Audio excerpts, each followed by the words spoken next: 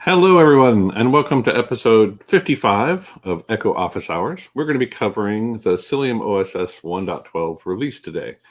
And so we have quite a lot to cover. I'm going to go ahead and share my screen. As usual, we're here on the lower right-hand side of the screen. You can see the show notes. And if you go there, if you navigate there, you'll be able to actually see all of the notes for this episode. So if you want to actually go back and cover anything, or review anything after the notes or after the show is over, or even during the show, feel free to join us there in the notes. Today, I am joined by my co-hosts, Bruno and Quentin. There's Quentin and there's Bruno. Welcome. I think Bruno is unmuted, and Quentin, you might be still muted. So welcome to the show. I'm really grateful to have you both here with us. One of the things about Quentin that I really appreciate is his ability to gather a lot of the news in the eBPF space. Like, you've been incredibly helpful there. And just as a quick shout out, I'm not going to spend a lot of time on news in this episode, but if you would like to see the latest version of Echo News, I have put a link into the browser or into the notes. So if you click on that, you'll be able to see topics, everything about Cilium 112 release coming out, the eBPF for storage, IoT, and continuous profiling are some of the topics this week. Welcome, Quentin and Bruno. Thank you, Duffy. Would you like to introduce yourselves? Go ahead, Bruno. Yeah, sure. I'm Bruno, and I'm a solutions architect at Isovalent. And I'm Quentin. I'm a software engineer at Isovalent too, working on the eBPF data path. I'm also very excited by the 1.12 release and very excited as well to be part of this episode. So thank you for inviting me. Yeah, thank you for being here. Likewise for me. Yeah, I mean, this is the release notes. Every time, I mean, most open source projects actually have some form of this, right? The release notes. But I'm like, if you look at the right-hand side, like, look at the scroll for this thing. Like, it's insane. Yeah, it's massive. Yeah. Like, what goes into the 112 release, and like, look at all these contributors. It's just so much. There's just so much in the 112 release, and I'm really grateful to also be joined by some of our amazing external contributors in this episode. So just super exciting, and you can kind of see like where a lot of the big updates are. So today we're going to be working through a lot of the content that was shared as part of the Cilium 1.12 blog. And so we're going to be working through that content. And the first up, we have Vincent Lee, who's one of our external contributors. I'm going to go ahead and add Vincent here. Welcome, Vincent. Hi. So Vincent actually has contributed quite a few contributions this time around to our release. And actually, one of the things that I really appreciated about you, Vincent, was that when I said, wow, you've done a lot of work for this release, you also said, I got a lot of help from Joe, and without his guidance, it would not have get done. I want you to know that we have internally at Isovalent, we have a kudos channel. And so I've taken that comment and I've added it to the kudos channel so that Joe can see it. So thank you for the shout out. Yeah, I really appreciate it. So the VTEP support, you work at F5 and you've been working on like adding VTEP support to Cilium.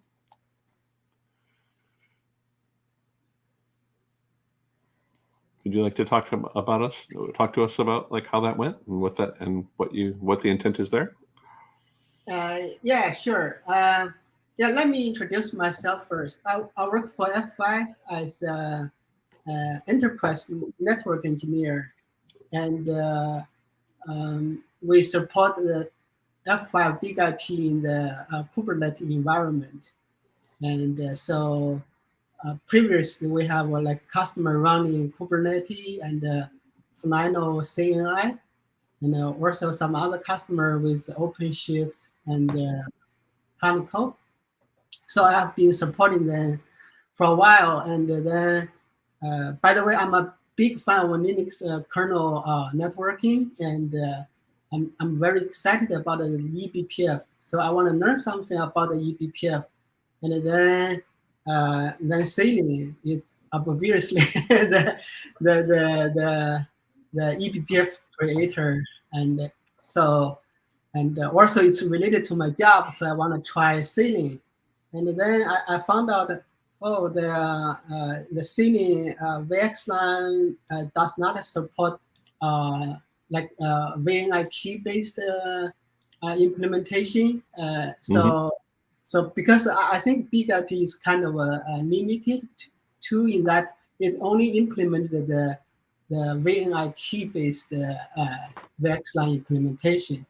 So I think this is something I can learn eBPF and at the same time contributed to Cilium and also help my employer.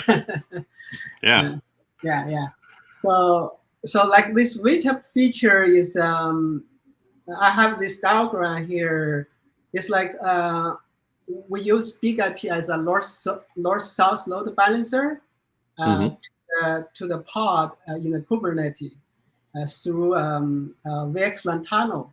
So the benefit of this is big IP has a direct network connectivity to pod, and the big IP can monitor the health of the pod,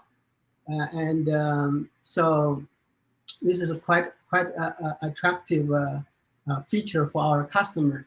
So it makes a ton of sense. I mean, I know that like for load balancing in general, that is like one of the problems for load balancing always is to determine like what endpoints should be a part of a backend and what endpoints should not. And so having that sort of a view into it would be great. Yeah. So, okay. Maybe you did not see my screen. I want to share my screen here. Yeah. Let me add that in.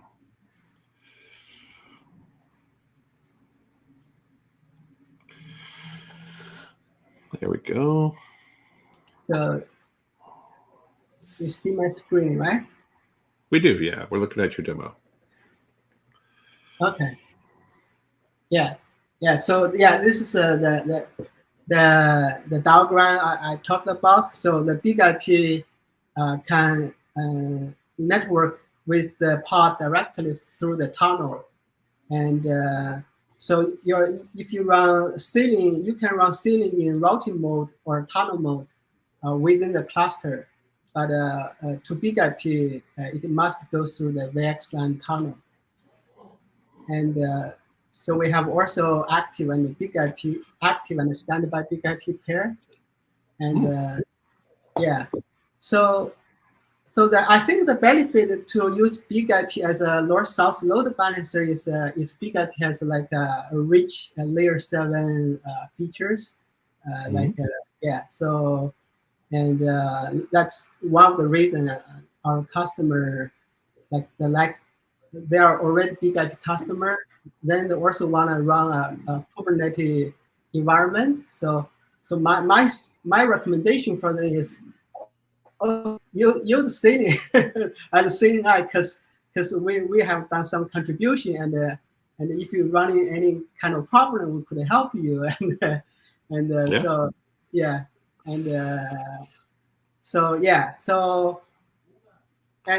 going to do a quick demo.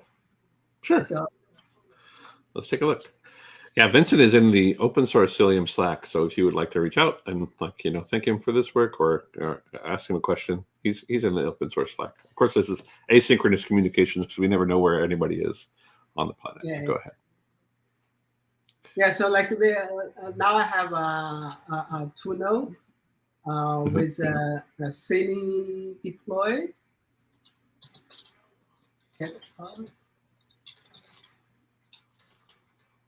So 2 Cilium agents running, and then to enable this feature, we just in the config map.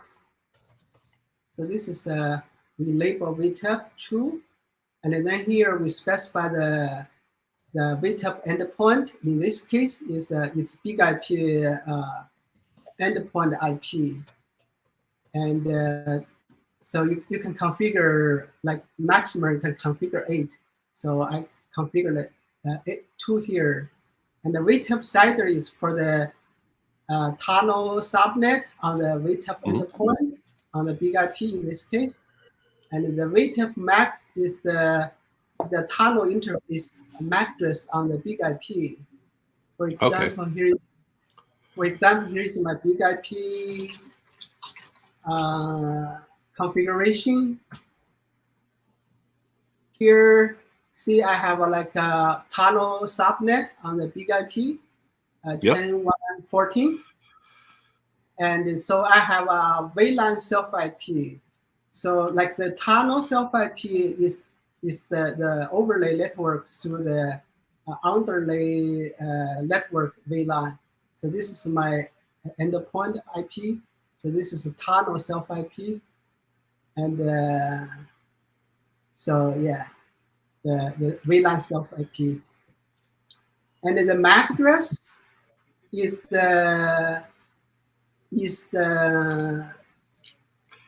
so we have tunnel interface here. I call it a line of exile, but it doesn't matter. The name doesn't matter. So I can show you the IP address. So the MAC address is we pick the MAC address of this MAC, the Flino VXLAN interface, and this MAC. So that's the MAC. Yeah. So once we have this feature enabled, we will have like a VTEP created by the Cilium agent. So we can see here, this is the VTEP map. So this prefix subnet is to the big IP tunnel subnet. So once we have this map set up, we can use this value to rewrite the packet map and use this IP as a VXLAN encapsulation. So yeah. So here I already have a big IP virtual server. So I have like in this diagram, we have like a CIS. It's called Container Ingress Services. It will manage the Kubernetes resources like config map, ingress. It will populate the config map onto the big IP to configure the virtual server with the pod as a pool member. So like here, I have a virtual server already populated by the container ingress services. And here is a virtual server demo. And so we have a pool member as the pod IP. So member here, we have like 10.0.0.18. So that's the pod IP. You can see here pod. So here is my pod F5 Hello World. The pod IP is the pool member IP on the big IP, right? So if I send a request to the virtual IP on the big IP, the big IP should load balance it to the pod. So 168, that's the virtual IP. And we see here the F5 Hello World response, and we have a big IP cookie header here. So yeah, so that's a quick demo, and yeah, that's yeah. That's awesome. I mean, it's really like it looks like you're kind of solving some similar use cases to like Amazon's ALB or the application layer load balancer, right? And with the VTEP integration, you're basically putting yourself into that network so that you can actually route back to the pods. One of the questions that came up during this while you were demonstrating was from Balaz, who was talking about like probably the more common way that I've seen this used, where you put an F5 out front, and then you're basically mapping to node ports. That's certainly I think probably the way that we've all seen F5s used in this particular model. But it's really great to see this extension in Cilium that allows you to kind of think about that model in a different way. So thank you so much for the contribution and for all of your work. Yeah.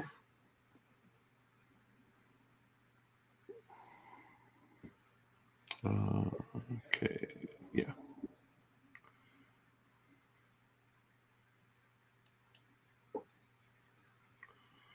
Okay, so cool. Let's get back to our notes here. And Vincent, you're welcome to stick around, or if you want, you can go ahead and click the Leave Studio button and join us in the backstage. It's entirely up to you. Okay, thank you. Thank you so much. Have a great day and a great weekend. Yeah, It's been a pleasure working on your pull request and reviewing and working with you. I think he missed the end. Never mind. I think he heard you. I think he's probably still listening. So next we have the Egress gateway being promoted to stable. And I've played with the Egress gateway a little bit, and it like really kind of blows my mind because the way Egress gateway works, like for some reason when I was first thinking about this feature, I thought that this was like a scheduling trick, that we would like put the pods that we're going to egress over the IP like on the node where the IP is, and like we would be doing that. And I realize now that that was very naive of myself, very naive of me. Yeah, indeed. So what actually happens, and I don't have like a whole lot of the technical details to it. The way it goes that Cilium internally establishes tunnels between all the nodes and just pipes all the traffic through there, which is pretty neat. And this is a feature that we have introduced first in 110, if I'm not mistaken, and we have been stabilizing it. And with 112, we are introducing a new CRD, Cilium Egress gateway policy, which allows for easier choice and better node selection.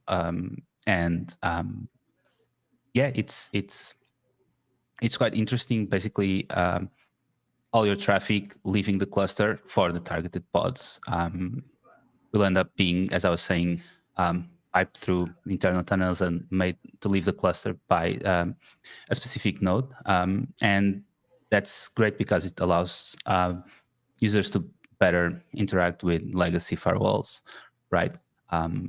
Because there's one or a set of well-known IPs from which all the traffic leaving the cluster to that destination leaves through. So it's much easier instead of having pod IPs in case the traffic is not masqueraded, or node IPs in case the traffic was being masqueraded. It was still quite hard to allow list everything. So it's a pretty amazing feature. Yeah, that's definitely one of the things like where I feel like we do a good job of like integrating into some of the older environments that have been around a while, because you have the problem of like, once that traffic leaves the cluster, you're natted out over the node IP address. Any form of like identity that you had at that point is kind of lost. Especially to like, discrete firewalls that might sit between that Kubernetes cluster and some protected resource, right? And so like this gives you a way of like allocate, of associating that traffic with an IP address that you can then kind of lean on for identity in those in those older environments. The other thing I really dig about this, and this is actually true, I think, across the entire stack, is that it's very atomic, right? Like, is that you're only going to send traffic through this path that is identified by the match, right? So in this case, it's traffic that's coming from test app, and it's specifically only the traffic destined for that destination CIDR. All of the rest of the traffic would take some other path, like. Yes, that's correct. Yeah, that trick never gets old for me. Like I'm like, like it really gives you like, it really makes you think about the fact that like, for the most part, then when we've been thinking about networking, we've always been thinking about networking in most of the other CNIs that I've seen and all of the work that I've done. We think about networking beginning when the packet leaves a network namespace, or when it's like, when it hits an interface somewhere. Like that's how we conceptualize the beginning of the story, right?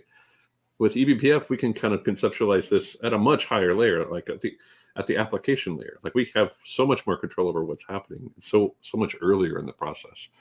It always kind of blows my mind. And no scheduling tricks involved, right?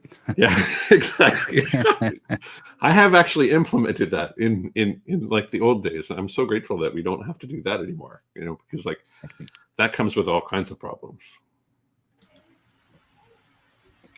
Quentin, you're going to talk about the improved BGP control plane. I was trying to get Lewis in here to also talk about this one. Yeah.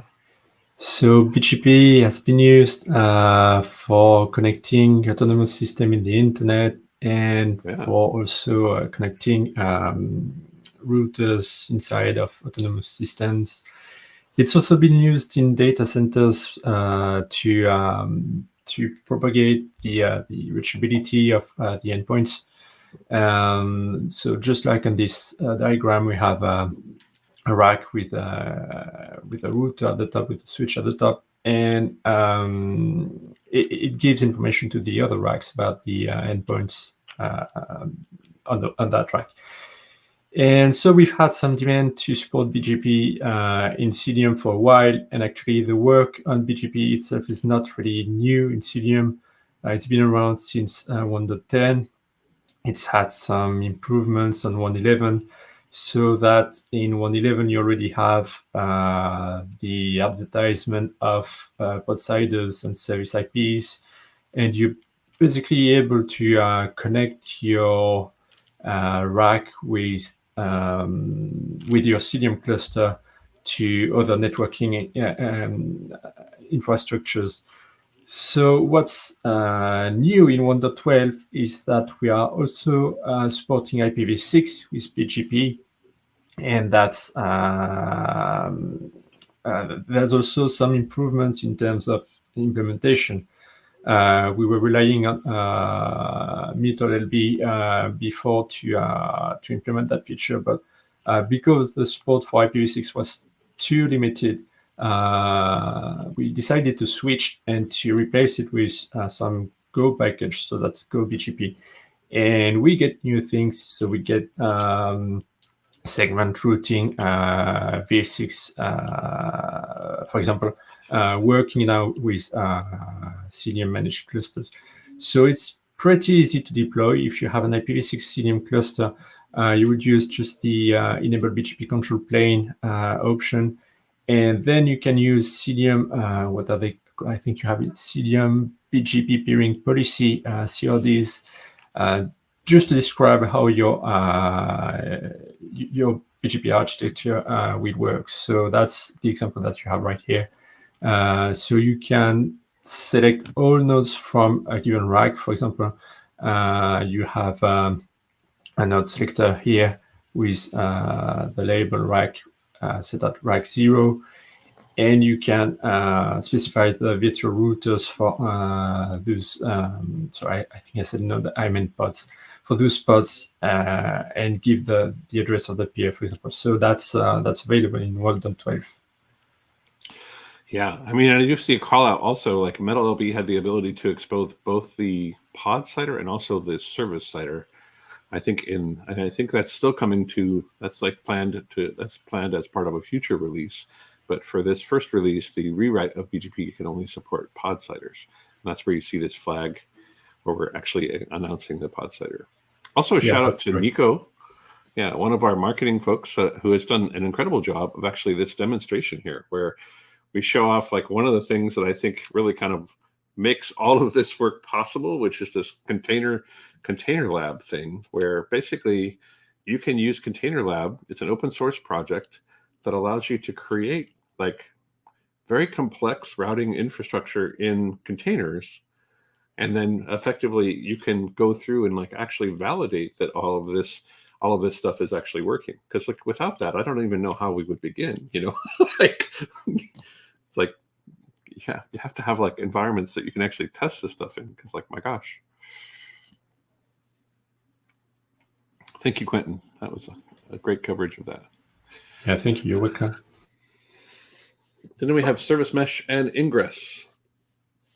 Bruno, would you like to talk a bit about Ingress? Yeah, sure. So there's a new Ingress controller being introduced. Fully integrated, just enable it with just one Helm value.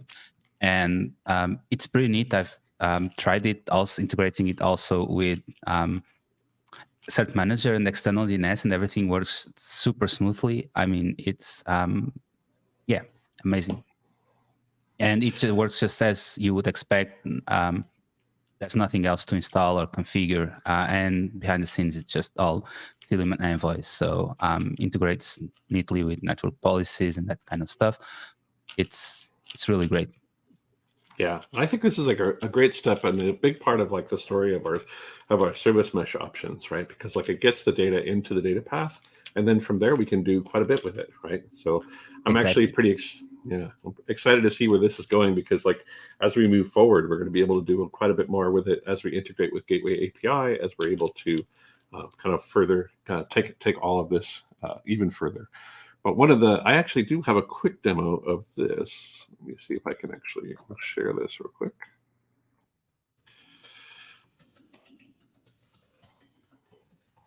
It's actually pretty neat. So I've just brought up a kind cluster and I've got Cilium installed.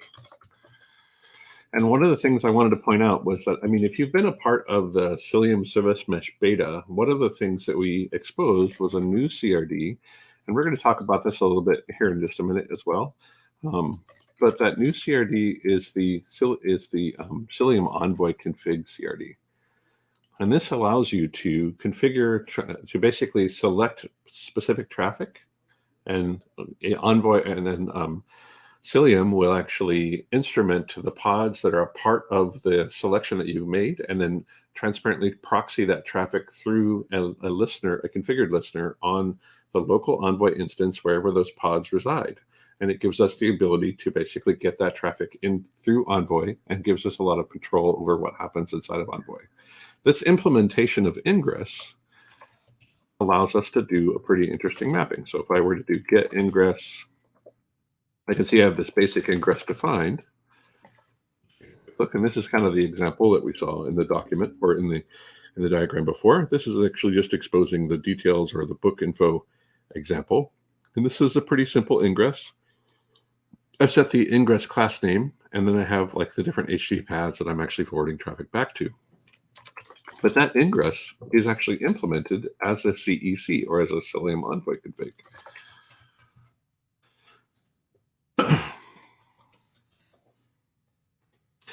So like clearly, it's much easier to read the ingress document, right, without having to know all of this. But at the same time, it really does kind of show off the power of this abstraction, right? Because it really does give you the ability to understand that you create a simple ingress, and we create a relatively complex Envoy configuration that you can then like take a look at and see how that is implemented, right? And as we further integrate things like Gateway API and possibly the Gamma stuff that's coming out, which is kind of, you know, trying to actually agree on primitives of like service mesh and those sorts of things, we have that really powerful backend to kind of wire up to these much more simple and more consumable abstractions. And this is the direction that like I'm just super excited to see service mesh going. Like I think it's going to be really great. Yeah, it's going to be amazing. Also, we've just had we have some some really great folks from that I've worked with in the past joining us here pretty soon. So keep an eye on the news. You're going to see some great announcements there. So great to see like some of the leaders in the Gateway API project kind of joining us and going through the process. So I feel like we have everything we need to really just completely blow it out of the water. Like I'm super excited. Security-wise, I wanted to actually give a couple of different shout-outs here. One of the things that is pretty exciting to me is security. You probably know that about me if you follow me on Twitter at all. But I'm always talking about Kubernetes security. So it's really great to see like Cilium running as an unprivileged pod, right? The Cilium daemon set now is actually kind of following a closer model to like the least privileged model. And so we can actually have the security context defined as privilege false, and we drop all capabilities, and then we just add those capabilities that are necessary for us to run. Now, I'm sure if you followed me closely, you understand that like, while we don't have privilege, we do have sysadmin, and sysadmin is quite a lot of capability. So it's not like the most limited, but we're continuing to improve here. And you can actually see from the notes here, like why we include particular things. So I think that as we proceed, there's going to be, as we proceed and as the kernels that people use in their clusters also advance, we're going to be able to we're going to be able to lock this down even tighter, which I think will be great. So it's one of those things where I feel like we're continuing to improve, and I'm really excited about the direction that these things are going. So a reduction in Kubernetes privileges. So this is a different change, basically changing the RBAC control, right, to give us the ability to provide only read to specific resources that it needs access to. So again, kind of reviewing the entire security model around all of this and really trying to improve those things. Lastly, in this section, network policies for ICMP. So Cilium users can now allow a subset of ICMP traffic on egress and ingress. So if you wanted to see, say, gosh, there's a ton of examples here, but ICMP is not just used to determine whether a thing is live or not. ICMP can also be return things like host unreachable or other great details. And so what this allows us to do is in the policy, we can actually egress deny ICMP and then specific fields of type and the family IPv6 or IPv4. So we have a lot more control over the ICMP stuff that is either allowed or denied when you see ping traffic going through. And again, if you, on any of these details, if you go to the blog post, you're going to find links to docs, links to examples, all of that great stuff. Next up, we're going to be talking about load balancing. And this first topic is something that Daniel has worked on directly, like the NAT 464 support for load balancing. Welcome, Daniel. Hello, thanks for having me. So yeah, the NAT 4.6 and NAT 6.4 support for the standalone load balancer is interesting because it helps external workloads in particular. Imagine users, they're migrating towards IPv6 only clusters. We have heard from a lot of users on our side that they are transitioning to that. And that feature basically helps with the transition for them. And basically what this allows for the NAT 4.6 for the load balancer, for example, that you have a IPv4 service VIP that you expose to the outside world, for example, to the internet or to to your IPv4, let's call it legacy world, right? And the backends, they are actually IPv6, so that basically allows to translate between those two address families. The other way around is also interesting in the context of an IPv6 only cluster, because imagine you might consume external services, right? And those external services, they may only be where you have no control over because they may be provided by a third party and they are only available through IPv4 addresses.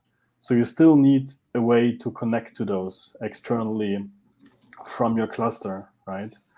And so the other way around is basically that you have an IPv6 service VIP and the backends, they are IPv4.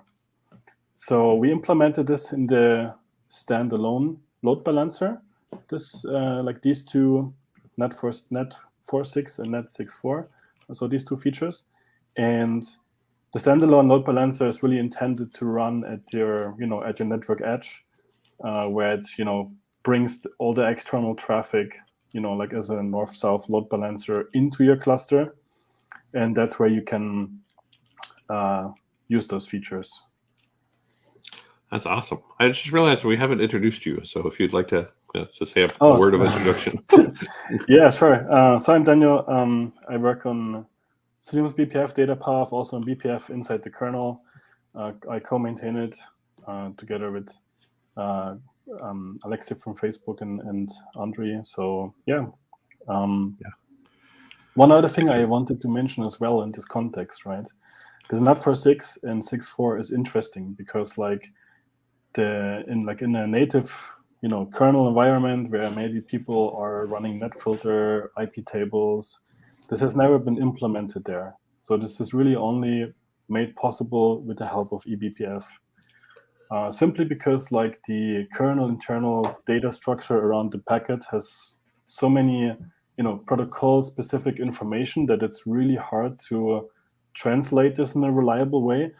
And in the context of eBPF, it's more interesting because it's more constrained, and therefore it's slightly easier to do there. So we implemented this a while ago, as a helper in BPF, and that feature here uses these building blocks that we developed and provide this to users. And we do support this for our XTP, like for our high performance mode, where the BPF program is run out of the driver layer, but also from the TC BPF layer. And yeah, so I think I'm really excited about this feature. That's awesome. Yeah, I mean, and I also saw that there's a user report by some folks at SESNA-MCZ that I thought was actually a really great read also. Yeah. I feel like this is a journey that a number of folks have been on, right? Like determining how to build software load balancers that are going to sit in front of things so that they can perhaps reduce the cost, or or just because they want to have control over their own destiny about how all of this stuff works. And so in their example here, they're talking about kind of the different models that they've used to solve this problem, and then recently with a change moving toward this model, the standalone load balancer model, to handle things.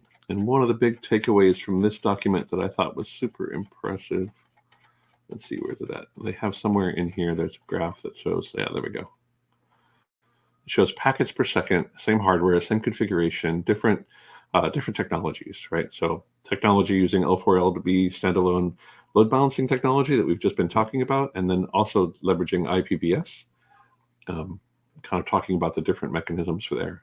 So just a great article and great amount of work. And I can definitely see, again, it talks about like so much more that we can do since we have all of the context in the kernel. We can present this data in different ways. We can also adapt it in much more interesting ways. So super exciting stuff. I understand you also worked a little bit on the quarantining backends or quarantining service backends piece. So this has been worked on by my colleagues, so not directly by me, but I'm happy to present it as well. The idea here is basically for the load balancer, it can be the kubeproxy replacement that we have in Cilium for the Kubernetes context, or it can also be used for the standalone load balancer. It's basically a way to, like an API that we expose through the Cilium agent. That's a programmable API. A user can can implement their own components on top of that. For example, for health checking, that was the main use case. And the user can use this API to then quarantine backends. For example, if they turn out to be, for whatever reason, flaky or have a high latency or unresponsive, whatever, they can have a way to quarantine that. And the way you do that is basically you tell the agent what particular backend address and port, has to be quarantined, and then the agent will go through all the services it knows of and set them into a quarantine state. And once that backend has been set into this state, what happens is basically that it will drain the traffic away from this backend. So basically that means that for new connection, this backend won't be used anymore. So it will load balance the traffic to all the others which are in active state. And for the existing ongoing connections, they will, on a best effort basis, of course, right? So they will try to keep that stream going. But for everything new, it will use other ones. And you can use the same API to then unquarantine a backend, right? So that you can set it back to active.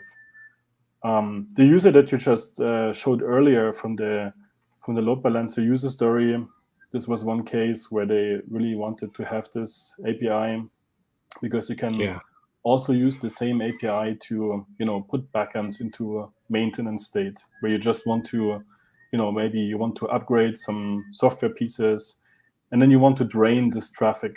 So there's not only quarantine state, there's also maintenance and termination state. They basically all drain the traffic away, but they have kind of slightly different semantics. But that's the idea behind that extension.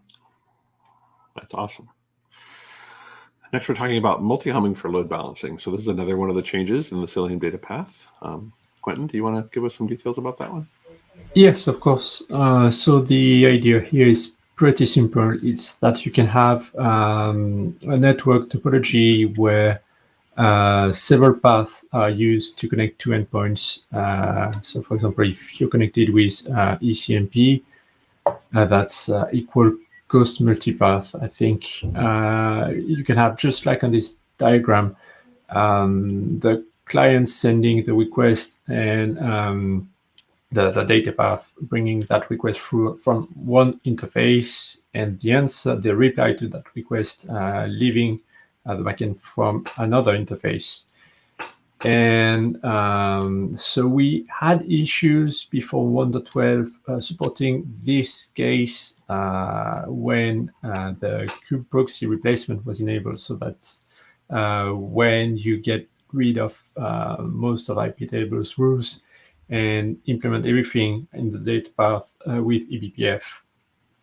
And so 1.12, we did work on that, and so now we support some topologies such as on this diagram. So that's working with kube proxy and also without kube proxy.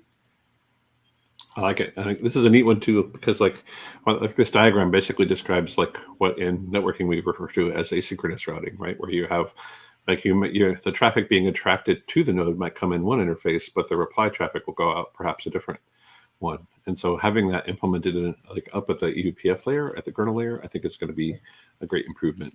In fact, like if you really dig into the AWS CNI, like this is actually one of the ones that we chain on for providing like security and stuff on top of AWS CNI. But like if we were gonna, and if you dig into that one, that is like a really good example of like asynchronous routing, because the traffic is attracted toward the primary ENI, and then like the return traffic's all coming from like the pods ENI traffic. So pretty interesting stuff. We have a few more for Daniel. Pretty excited. I know this is one of my favorite talks actually from KubeCon in Valencia this year, where you and my good friend Chris were actually co-presenting on this topic, BBR congestion control for pods. Yeah, so BBR is bottleneck bandwidth and round trip propagation time. It's called. It's a TCP congestion control algorithm. It was introduced into the Linux kernel some years ago, so it's not entirely new. And in the course of end of last year, we tried to experiment in terms of enabling that for Kubernetes and to make use of this in Kubernetes pods. And it turned out that it wasn't possible to use it as is. So we digged a bit into that because we saw that the performance benefits for that were really huge. So whenever you have, for example, Kubernetes services that are exposed to the internet, where clients connect to either from mobile, from their laptops, whatever, we saw like a huge increase in throughput and also latency. And we wanted to bring this and like this benefit to our users. It turns out like it was really flaky. And the reason why that is because of a kernel limitation. So we discussed this topic back in the Linux Plumbers conference together with other kernel developers from the community. And it turned out, BBR makes use of, packet timestamps. And whenever a network packet traverses a pod to the, so that it goes to the outside world, it has to switch the network namespace, right? Because essentially a pod is a network namespace. And whenever it traverses the network namespace, that timestamp is basically cleared. But it's essential for BBR to work. Oh, wow. Yep, that would do it. So, So basically up to that point, no CNI was able to, allow BBR for pods. So people couldn't make use of it. So together with our colleagues, so basically, after we presented this topic at the Linux Plumbers conference, one of my colleagues from Facebook, he approached me and he said they saw running into exactly the same problem. Let's fix this together. and we discussed different solutions. And now the kernel has been fixed. It has been fixed to basically preserve this timestamp. It wasn't quite easy because like the network packet, like the so-called socket buffer, is like one of the most critical data structures in the kernel because it's performance critical, right? If you blow it up too much, your performance will go down.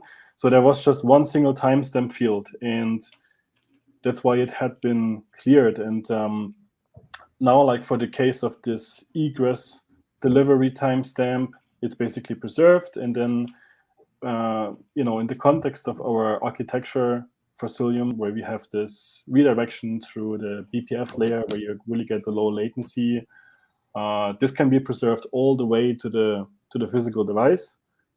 And another feature, which I will talk a little bit in a moment, which is called Bandwidth Manager. It provides all the building blocks that are needed for BPR because it installs so-called fair queue QDisks, which look at the timestamp of the packet, and they make sure that the packet is not scheduled for delivery earlier than that. It's called earliest delivery time. And with that in place, we were basically able to get a stable rate and get BBR working. And the interesting thing is, if you look at the KubeCon talk, we have an interesting demo there, which is in the blog, where we compare the default algorithm. If you don't change any knobs in Linux, that's basically the default, and we compare this under certain network properties that you would experience also on the internet against BBR with the video streaming demo. And we show that with BBR, you can stay in high definition, whereas with Cubic, because the way it reacts to packet loss, it will fall back to the lower resolution, which is really interesting. Yeah, I definitely recommend checking out this talk. I thought it was a really good one, and the demonstration is very telling. And so, yeah, great work. And I could definitely see why Facebook is interested in this. They do a lot of containers in Facebook. Like they have this internal, a lot of the backend for all of that is like all container based. And so I could having spent some time watching videos on Facebook, I can imagine that this is actually probably a pretty important topic for them. So yeah. that makes a ton of sense. The next feature that you were referring to is the bandwidth manager promoted to stable. Yeah. So we have seen a fair number of users that have been deploying this on a larger scale in production. We've promoted it to stable. The bandwidth manager in Cilium is interesting because so before it existed, there was just this bandwidth meta CNI plugin, and when we looked at this, which we also covered in the recent KubeCon talk, it's just not scalable for production at all. It introduces buffer bloat. It is not scalable across multiple CPUs. And so basically, it was like shelling out to TC, right? Like it was just like kind of shelling out to like the TC command. It wasn't really doing. It wasn't like a particularly. So it was setting up a token bucket filters on the Weave device, and the problem is, if you have traffic from multiple CPUs, there's like a single lock, which is a contention point across all the CPUs, and on top of that, you also have another layer of queuing that you add when you attach this to Weave devices, because then you also have QDIS on your physical devices. So you want to really get rid of unnecessary queues in your system because it blows up your latency, right? And with the bandwidth manager, we did a completely different approach. So this is only attached to the physical device that is exposed to the to the outside world, and we make use of the so-called EDT model, like that's the earliest departure time model, which I spoke a little bit about in the context of BBR as well, because it makes use of exactly the same thing. So the user can basically configure an egress bandwidth rate, which is what you show here on the screen. For example, 10 megabit, 100, whatever, for a given pod. And Cilium basically pushes this information to the BPF data path. It knows from which pod this traffic originated. And what we then do, we set the packet timestamp out of eBPF. So this is really something that also, again, only eBPF can do. And we set this according to the rate. And then the packet is pushed into the so-called fair queue QDisks. And the fair queue QDisk basically looks at this constraint, what is the packet delivery timestamp, and it makes sure that the packet is not scheduled to send out earlier than that, right? And with that, you can implement this bandwidth rate limitation in an efficient way. So when we did some benchmarks against the token bucket filters, what is typically used, what we saw in terms of the interesting pieces you want to see there is the latency, right? So when we looked at the P99 latency, for example, for 256 concurrent request response type flows, where you had 100 megabit per second rate limit for each of them, we saw like over 4x better P99 latency with the Cilium's bandwidth manager implementation. And similarly, the result was even more impressive when we looked at the request response rate, right? That was able, that Cilium was able to push under this constraint of the 100 megabit per second. And we saw like close to 7x better request response rate compared to the token bucket approach, simply because it's not, the other one is not scalable across CPUs. That's why you get this, additional latency, and this one works lockless and is scalable. So yeah. Mm-hmm. It's very cool. I mean, like the other piece of it, it's like one of those things where you realize, after you've been doing containerization for a while, that like not everything is namespaced, right? Like we don't necessarily think about resources across the entire set in a similar way. Like everybody who's played with Kubernetes is aware of like, memory and CPU requests and limits, and also probably at this point kind of, shocked by how difficult that is to properly configure. But, what this introduces is like, that whenever we think about applications, we think about applications that are CPU constrained, memory constrained, and network constrained. With the bandwidth manager, we can actually do something about network constraint. Before the bandwidth manager, it was actually pretty hard to solve that problem, right? Like, it was not something that was super easy to actually even conceptualize. So it's good stuff. Another thing I want to cover real quick is dynamic allocation of pod siders. So this one is an interesting one, especially if you're bringing up your Kubernetes cluster in an environment where you have limited IP space remaining in your infrastructure, right? Or you're only able to get like certain size blocks to allocate to a Kubernetes cluster that will be routing things, right?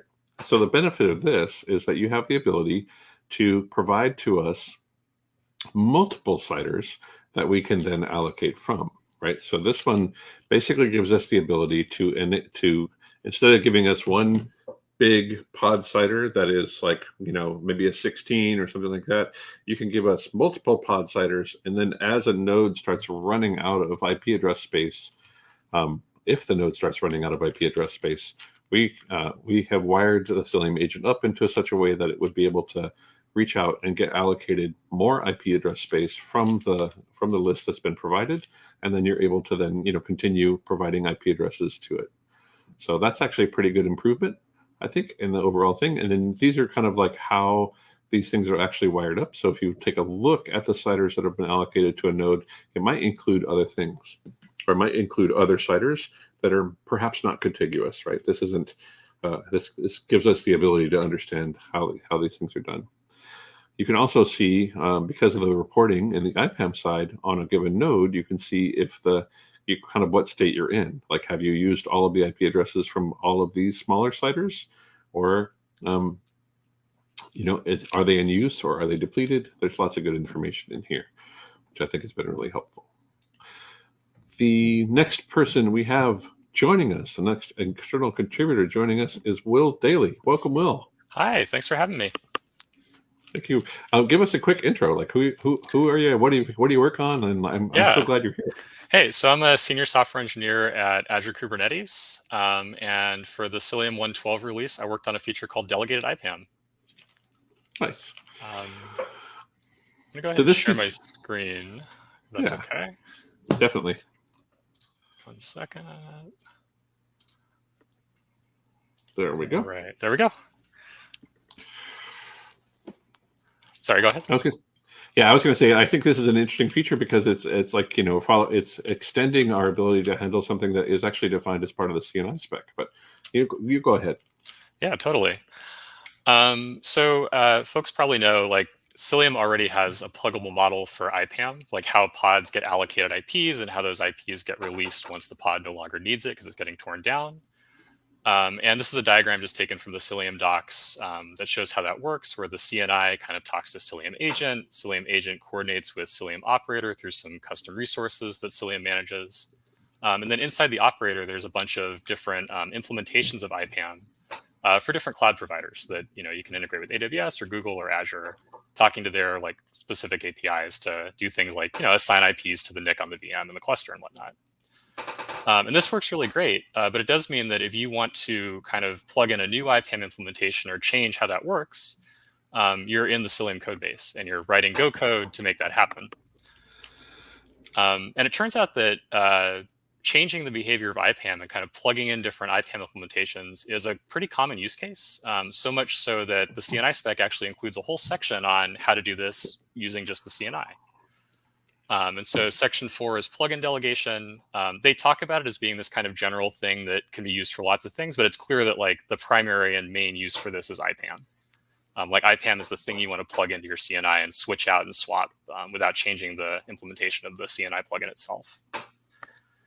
So what I worked on in Cilium 112 was to add a new IPAM mode.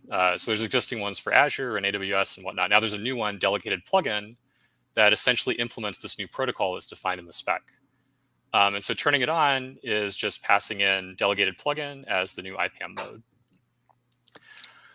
And the way this works is a little different than the other existing IPAM implementations because it's handled completely within the CNI itself. And so, here's an example of what the conf list for the CNI might look like if you're using delegated IPAM. Very similar to kind of a stock vanilla Cilium IPAM configuration. Except there's this new section, IPAM, where you tell the Cilium CNI which plugin to call to handle the IPAM piece of setting up the network. And so just like any CNI configuration, you have to tell the container runtime to use Cilium as the plugin. That hasn't changed.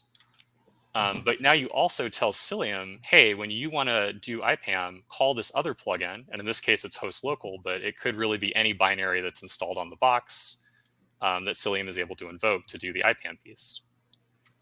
So then the way this works is, Cilium CNI gets the add call to set up networking for a pod.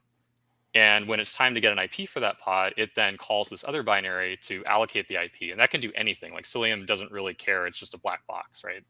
Mm-hmm. Host local is like the reference plugin, by the way. So it's it does the very simple thing where you give it a CIDR and it just kind of like hands out IPs from that CIDR range sequentially until it runs out and keeps track on disk of which ones have been used. Then similarly, like when comes time to like delete the pod, you need to release that IP so that something else can use it later. And so similar protocol, it just passes the delete down to the IPAM, to the delegated plugin to release that IP. So I'm really excited about this. This is the first time that people using Cilium can kind of inject a new IPAM implementation at runtime with no changes to the core Cilium code. So I'm really excited to see kind of what experimentation this unlocks in the community and, kind of how people use this moving forward. Awesome. How was your contribution experience? Were you able to get reviews in time, and like how did all of that go for you? Yeah, so this was my first time contributing to Cilium. And also I should say I'm relatively new to the networking space. I joined the Azure Kubernetes team about 8 months ago. I hadn't done any networking before that. And the Cilium community was like super welcoming. I know one of the other folks on the show earlier, Vincent, mentioned that Joe Stringer was like really helpful. He was helpful for me too. Like he gave me great reviews, great feedback. The process was really smooth, and I just squeaked in for the 112 release. I got it into RC3, and then now it's out in 112. So really happy to see that released. And yeah, thanks to everyone who helped review that PR. Yeah, thank you for your contribution. I mean, you're welcome to come up with other awesome ads. And I know that we actually had quite a bit of work also from Azure that Nicholas is going to talk about here in a while, talking about like the Azure's bring your own CNI, and that like exciting things are happening there. Like it's pretty great to see all of that happening. So thank you very much for your contribution. Yeah, you're welcome so to stay. Yeah. So the next feature we have is send ICMP unreachable on pod deletion. So when a pod is deleted, Cilium can now install a route that informs the other endpoints that the pod is now unreachable, making it so that at the application layer, like when you see an ICMP unreachable from the remote, you can more quickly determine that you're going to send no more traffic to that endpoint. So this is one way of kind of just solving some of the overlay networking pieces inside of Kubernetes. I'm going to shoot through some of these a little quicker, but because I want to make more time for one of our other external contributors that put in a bunch of work in this release. Welcome, Hemanth. Hey, Rafi. Thanks for inviting me. Happy to be here. Yeah, I'm grateful you're here. Can you give us a quick introduction? Yeah. So I'm Hemant. I work at Datadog on the compute data plane team. And I worked on a few features for Cilium 112. Yeah, I think one of the things that... Oh, go ahead. And Hemant has just joined the team of core contributors to Cilium. Congrats. Oh, nice. Yeah, thank welcome. You. Yeah, so actually, I was also about to speak about my contribution experience. Awesome. It has been really great working on a bunch of features with Cilium community. So at Datadog, we realized we wanted to use this new AWS feature called prefix delegation, and Cilium back then didn't have support for it.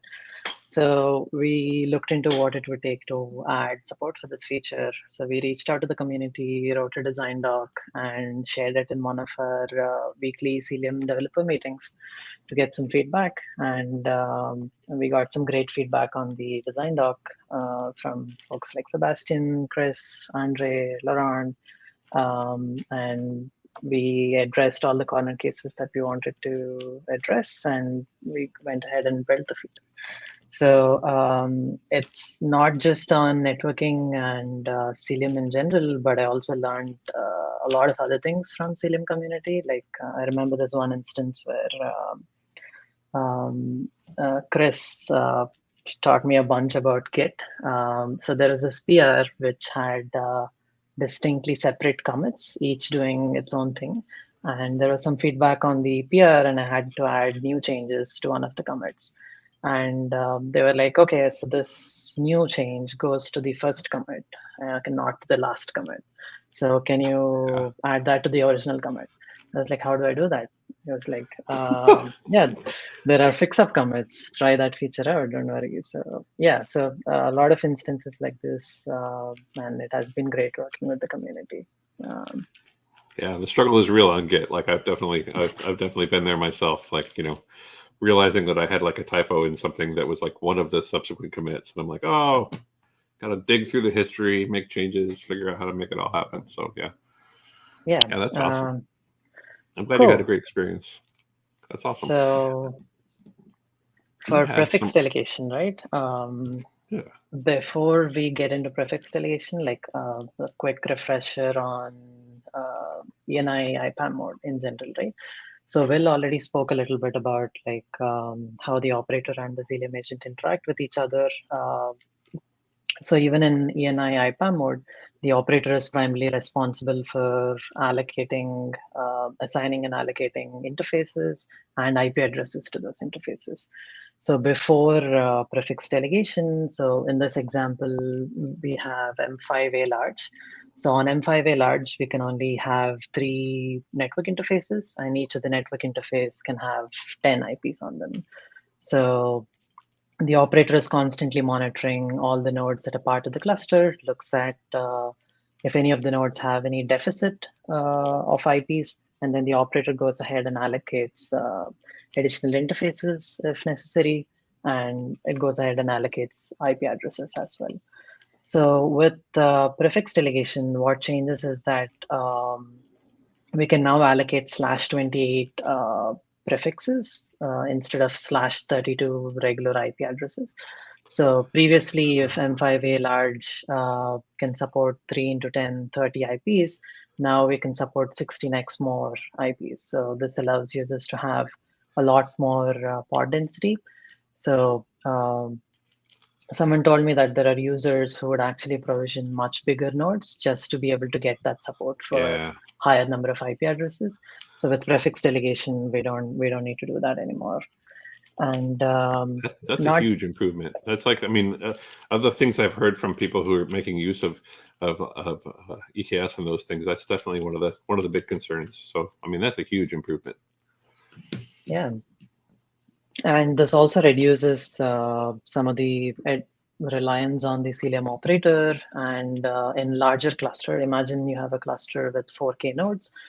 That's a lot of API calls going to AWS. So with prefix delegation, you can allocate 16 IPs in a go, and that reduces unwanted API throttling and faster pod startup times because you don't have to call the AWS API before getting an IP address. Yeah, you also had another commit in there that was making the operator aware of pending pod backlog on nodes for IP allocations. Yeah, so this was an interesting feature as well. So imagine a scenario where you have a node with high pod density, and the cloud provider had like a maintenance event or something like that and you had to rotate the node out. So in addition to this, if you have a tight IP space where you're concerned about not wasting IP addresses, you would then have very low pre-allocate IPAM setting. So pre-allocate is this IPAM setting that allows us to control how many additional IPs we want to be allocated on nodes that are available for allocation. So we were running clusters with very low pre-allocate settings. So what this means for the operator is every time the operator needs to resolve deficit on a node, it allocates only by pre-allocate number of IPs at a time. So imagine now you have a node with 30 pods, that means 30 IPs, and now the node went away for some reason, and we have a new node coming up. And now we need 30 IPs to be allocated on this node, and it was taking a really long time for the new node to get all the IP addresses.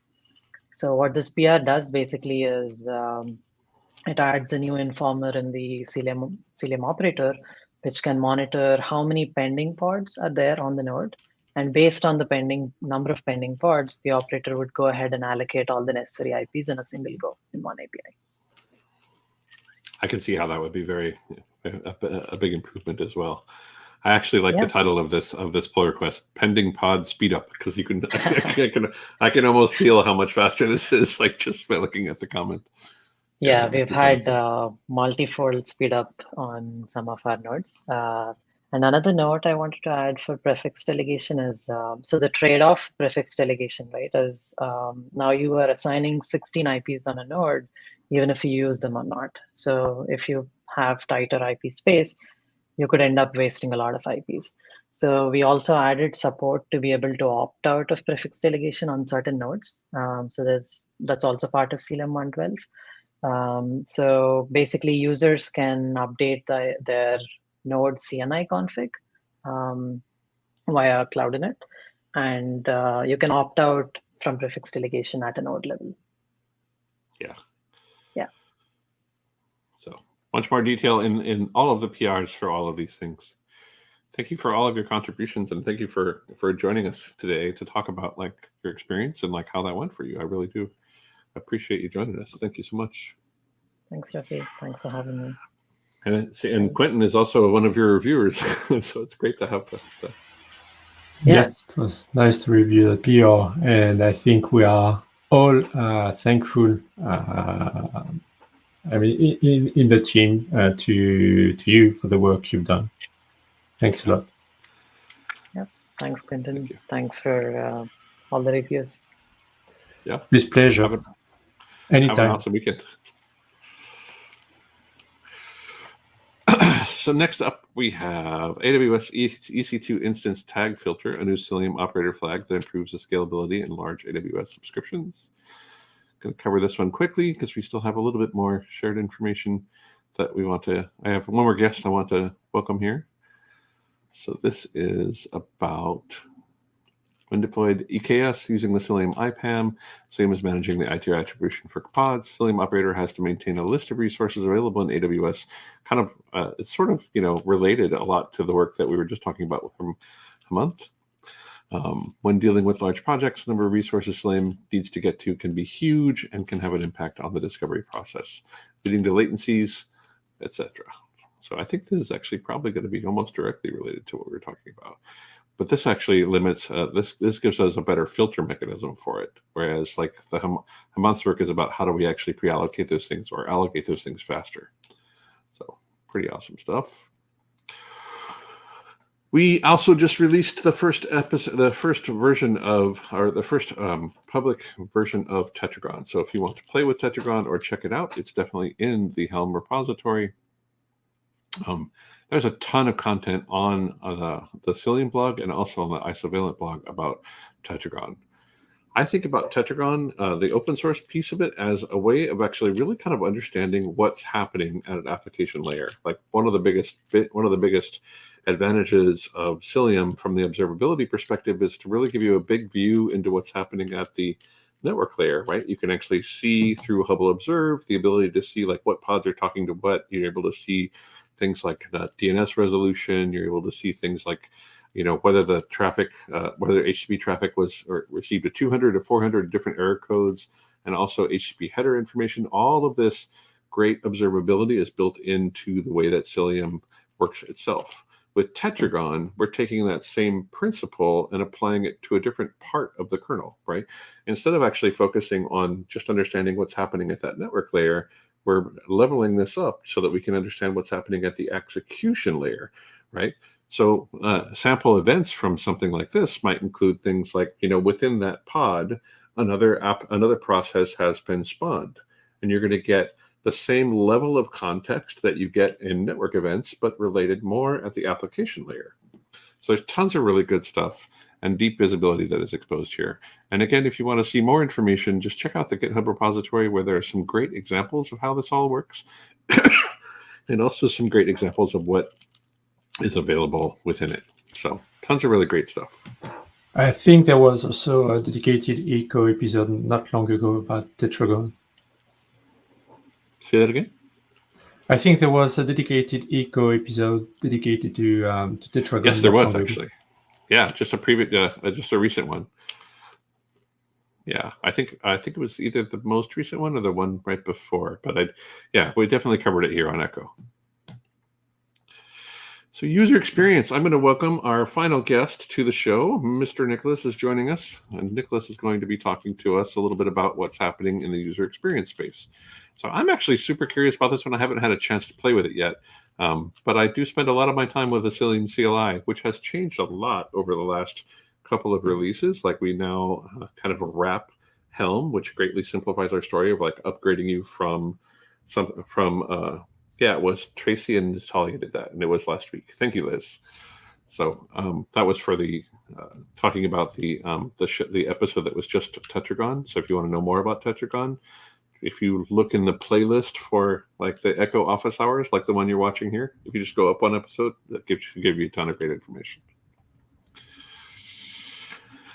So so now we actually have like a whole Helm mechanism. We have tons of stuff. Yeah. Nicholas, welcome. Will you give us a quick intro? Yeah, sure. So Nicola, working at Isovalent, mostly on CI/CD, and I tend to help around with the Cilium CLI as well, because of course CI/CD is one of the biggest users of Cilium and Hubble CLIs, so we use it all the time. And there are quite a few nice features in the latest 1.12 release. The first one we can talk about is the automatic Helm value discovery. So basically, we had this for a while in the CLI, but we have the Cilium CLI is capable of detecting what type of Kubernetes cluster you are using on which cloud provider. And so it helps you set up your Cilium cluster in a transparent way so that it auto configures everything for you.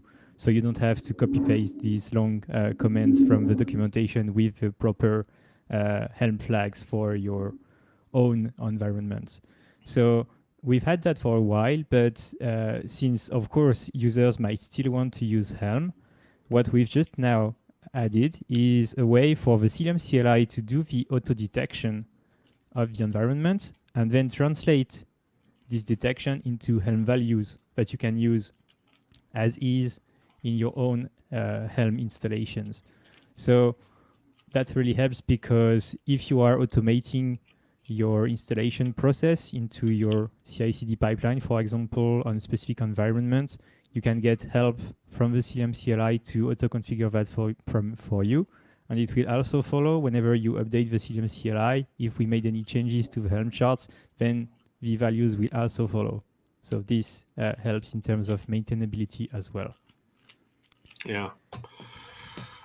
Very cool. What? And then, Yeah. Sorry. Totally fine. And then we also have, I know that some of the work that we've been doing with Azure or Microsoft Azure is enabling this. I have a customer that I've been working with for a while now that has actually been trying to, build a more scalable model for their application set in AKS. And one of the things that they wanted to do was kind of, engage with Cilium so that they could bring the Cilium CNI to their environment. And so this is one of the things that Microsoft has done recently to really kind of enable this function, not just for us, but for anybody, right? So pretty great. Yeah, exactly. So the bring your own CNI support, very recent, provided from Microsoft. By default, on AKS cluster, you were only able to use either the Azure CNI or the Calico CNI, which were the two default CNI pre-installed in AKS. But now you are also able to start a cluster without any CNI pre-installed.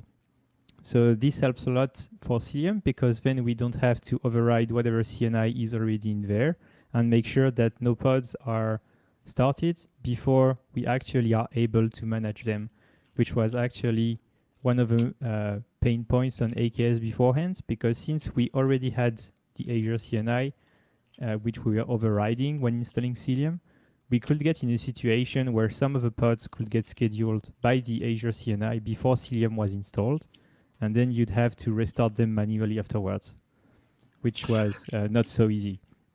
Yeah, So they this also is- actually this just is really recently, great. yeah, they also just recently changed like some of the admission control stuff in Azure. And I remember like running into this with that same customer, wherein like before we had this model where we would like taint the node, or we would label the node, we would taint the node so that we would, and then we would remove the node, we would remove that taint upon install. When recently Azure AKS clusters have gone through a change in admission control that doesn't allow us to remove that taint anymore. And so Yes. having this new model really kind of greatly simplifies the install, not just from like how do we actually get these things installed, but it also helps us kind of work around some of the changes in admission control. Exactly. Do you want a quick demo of the Bring Your Own CNI? I have prepared it if you'd like. Yeah, sure. You want to share your Okay. screen? Yeah, sure. I'm going to share my screen. So it should be working now. So I have actually prepared already two clusters. One is called AKS Azure, and the other one is called AKS Bring Your Own CNI. And basically, if we look at the clusters using the AZ AKS show command, we can check that for both clusters, the only difference should be that the network plugin for the AKS Azure is set to Azure, so the default. And for AKS Bring Your Own CNI, we should have the network plugin set to none, which means that no CNI plugin is pre-installed. And the difference when you look at the cluster itself using kubectl commands is very evident. If you look at the pods inside the AKS Azure cluster as well as the nodes, you will see that thanks to the Azure CNI pre-installed, we have the nodes already ready to host pods, which means that you could get in that situation which we talked about, which is you have unmanaged pods before Cilium is installed. Whereas if we look at the pods and the nodes inside of the Bring Your Own CNI cluster, we see that in this case, the nodes are marked as not ready because no CNI is pre-installed. So this ensures that no pods can get scheduled on the nodes before they are ready to get picked up by Cilium agents, which is really nice. And in terms of installation itself, there is actually no difference for the user. So when you are installing Cilium inside your cluster, if you are installing into Azure CNI or bring your own CNI mode, there is no difference. The command is basically just Cilium install and pass in the Azure resource group, and that's it. Then the CLI is going to auto-detect which type of cluster we are using and automatically determine what should be done. So for example, if I launch the installation in the bring your own CNI cluster, we see here that the auto-detected the auto-detected data path mode is set to AKS bring your own CNI. And in this case, it's going to just install Cilium inside the cluster without any of the Azure IPAM stack, which means no service principal, etc. So all of this is taken care of for you by the Cilium CLI. So which is really nice. From a user experience standpoint, no matter the AKS cluster, it will work transparently. And one last piece of information I want to share with the Cilium community is that going forward, the AKS bring your own CNI mode is the preferred installation mode on Azure. So if you want to create new AKS cluster, we strongly recommend using the bring your own CNI mode, unless you have a need to use the deep integration with Azure Stack via the Azure IPAM, in which case you can still use the old installation method. But due to what we just discussed regarding management of the pods, it's easier to use bring your own CNI if you can. Makes a ton of sense. Awesome. Let me go back to my share here. Thank you very much for sharing that stuff, Nicholas. And then we also have one more, which is actually we have a couple more. We have improved chaining support. Yes.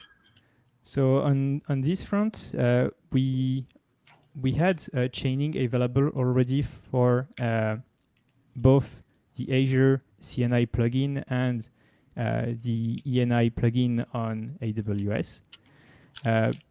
But we were lacking some of the advanced features that Cilium can provide in chaining mode, and we re-enabled these for Azure and AWS. So on Azure, we now are able to leverage layer 7 policies when chained on top of Azure CNI, which was not possible before.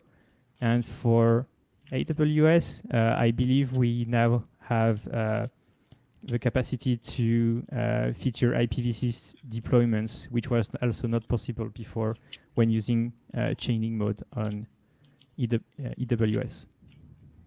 And a good example of like layer 7 policy would be a FQDN policy, right? So like if you wanted to like ensure that particular workloads inside of your cluster can access particular things by FQDN, that's a really good example of that one. You can also, in layer 7 policy, allow access to specific paths. So if you had like a REST-based API as a backend or as one of the services that some application is making use of, that would give you the ability to say that pods by this selector are able to access these paths. Other really good examples of that. So tons of really great stuff in improving the chaining mode. And then our final topic for today is this better troubleshooting with the Hubble CLI, which has been showing some of the improvements in the Hubble CLI over time. I actually love this one. So basically, when inspecting network flows using the Hubble CLI, previously you were able to tell for which reason was a packet denied. It will tell you policy denied, etc. But you did not have as much detail as we have now.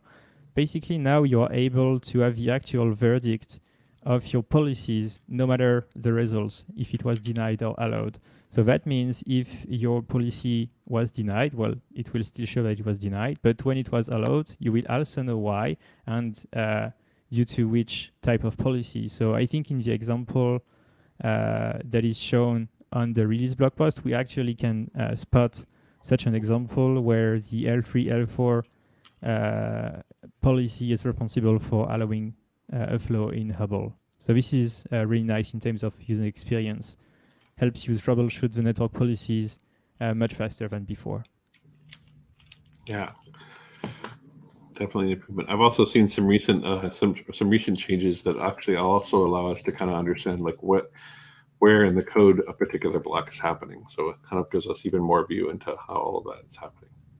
So that is all of the stuff in the blog post. And like I said before, like one of the things that is blowing my mind is like, the huge amount of change in 1.12, right? Of course, we have like our champion, the Dependabot, with probably the most single contributions by a single individual. The Dependabot really knocked it out of the park, of course. And then, just so many different contributions from like all across the space. So if you're out there and you're a contributor to Cilium, from all of us to you, thank you so much. If you would like to participate in something like this during our next release, definitely reach out, let me know. I'd be happy to have you on. Yeah. Any closing thoughts? Bruno, Quentin? Yeah, just that it's really an amazing release packed with amazing features, and wanted to also thanks everyone for their contributions, and thanks for everyone for being here, and thank you, Duffy, for having us. Yeah, my pleasure. Thank you for being here. So yes, if you want to contribute to Cilium, you can obviously write some code and create some pull requests, but you can also contribute to the documentation or to the advertising for the project, promoting the project, or writing blogs or anything. We have a page, I think, I don't remember if it's on the Cilium's website or in the documentation, but listing a few ideas about how to contribute. So everybody's welcome to take part in the project and to contribute. And closing, yeah, go ahead. Sorry. Go ahead. Another way to contribute is also, if you are a user of Cilium, to first list yourself as a user of Cilium on every repository. It really helps so that we know there are so many awesome people using Cilium, and also a report back in case of bugs or issues you spot, so that we are able to spot them early. Thanks. Yeah, that's a big one. I know Bill Milligan has really been pushing people to get people out here. So this is how the very top of the users m.md shows you exactly how you can go about adding yourself as a user if you're using Cilium out there in the space. And it also gives you a huge list of the people who are using it. So it'd be great to see more people out there. You also get a shout out on Twitter when you add yourself as a user. We usually be like, let people know that you're out there using this, and that's really great. The contribution document, there is actually, I just had it here. Let me see, where did it go? If you go, it's actually kind of cross-linked. Control F, contribute.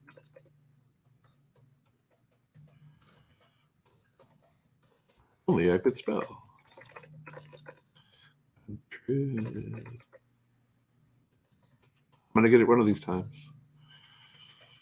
There we go. So there's also a markdown page for contributing, which links to the developer and contributor guide, and takes you through all of this information to get you there.